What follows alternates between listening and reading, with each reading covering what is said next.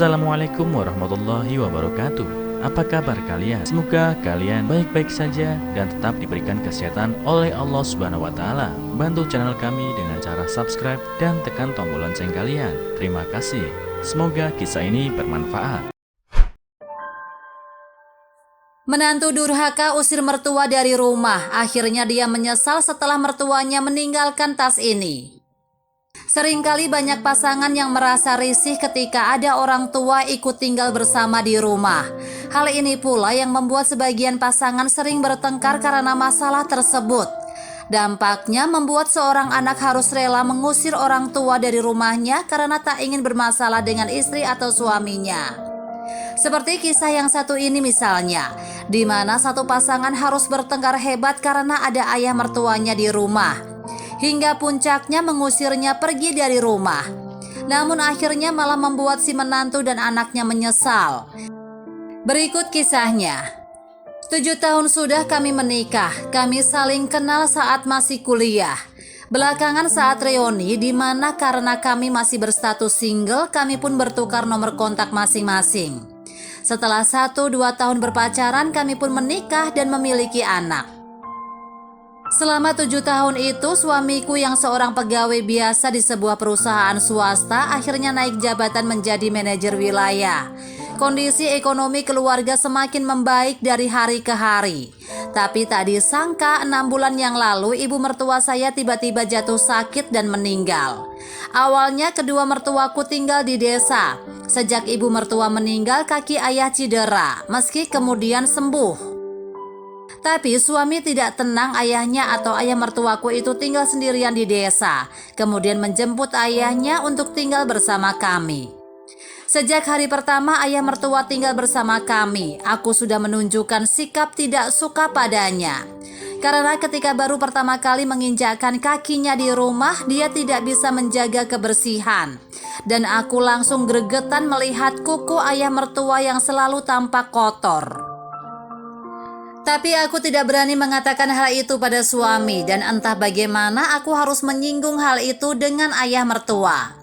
Karena aku harus berangkat kerja setiap pagi, di mana ketika ayah mertua sudah tinggal beberapa hari bersama kami, dia pun tahu kalau aku dan suami sibuk. Jadi saat kami masih tidur, dia selalu sibuk setiap pagi di dapur menyiapkan masakan untuk kami. Tapi entah kenapa perutku langsung mual begitu melihat tangan ayah mertua yang kotor. Biasanya aku langsung mengajak anakku keluar dan sarapan bersama di luar. Begitulah sikapku yang dingin pada ayah mertuaku. Kurang lebih setengah bulan sudah ayah mertua tinggal bersama kami. Suatu sore ketika aku menjemput anakku pulang, aku melihat ayah mertua sedang mencuci pakaian.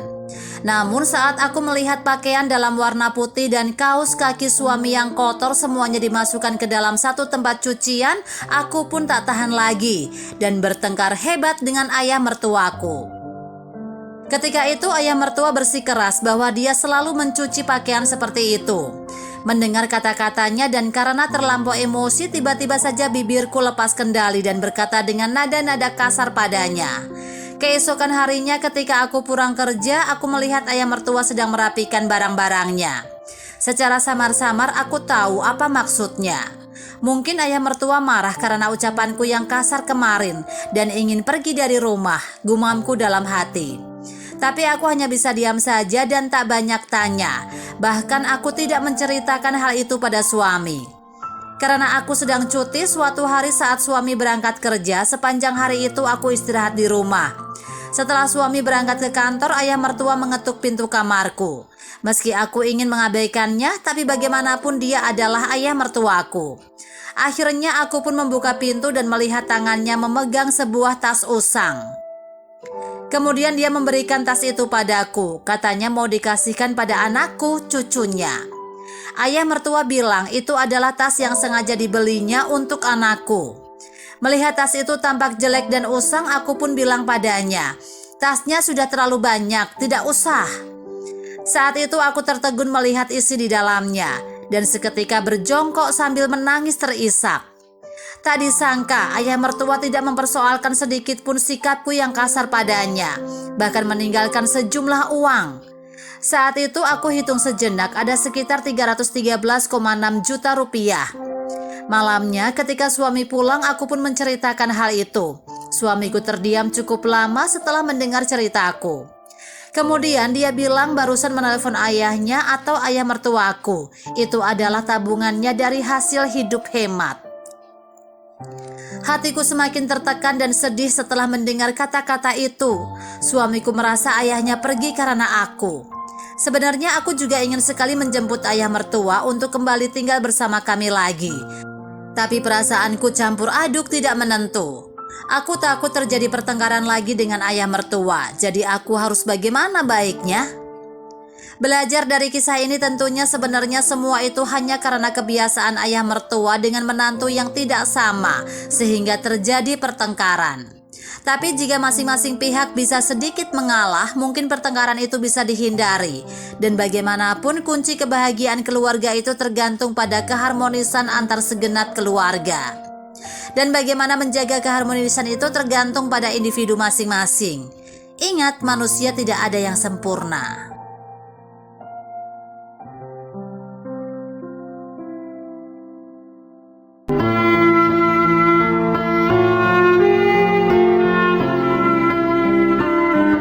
Assalamualaikum warahmatullahi wabarakatuh.